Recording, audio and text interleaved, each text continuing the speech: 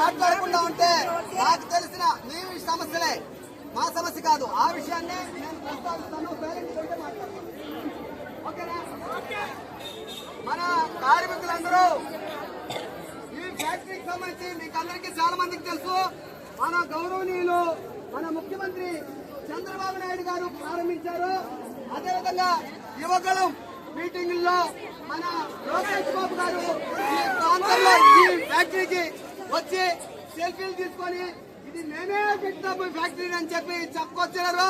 చాలా సంతోషంగా ఉంది. అయితే దుర్మార్గం ఏమంటే ఈ ఫ్యాక్టరీలో గతంలోనే ఓటీలు పని చేయించుకొని అప్పటికి మన అసెంబ్లీలో తీర్మానం కాల 10 గంటల పని చేయించుకోండి అని చెప్పేసి అసెంబ్లీ దుర్మార్గంగా ప్రజల యొక్క కార్మికుల యొక్క ఆమోదం లేకుండా ఏకపక్షంగా ఈ అసెంబ్లీలో మన కూటమి ప్రభుత్వం తీర్మానం చేయాల్సింది. అది దుర్మార్గమైంది. మిమ్మల్ని ఎవరైనా అడిగారా 8 గంటల పని నుండి 10 గంటలు చేస్తున్నామని అడిగారా?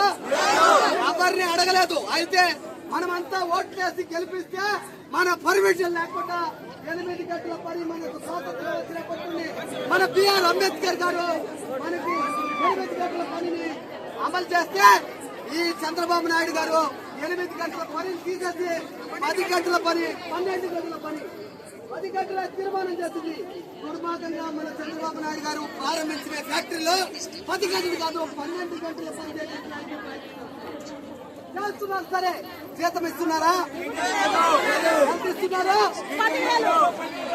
12,000 24,000 ఇస్తామని చెప్పి 12,000 13,000కి పరిమితం చేస్తారా? ఇంతకంటే దుర్మార్గం ఉంటుందా?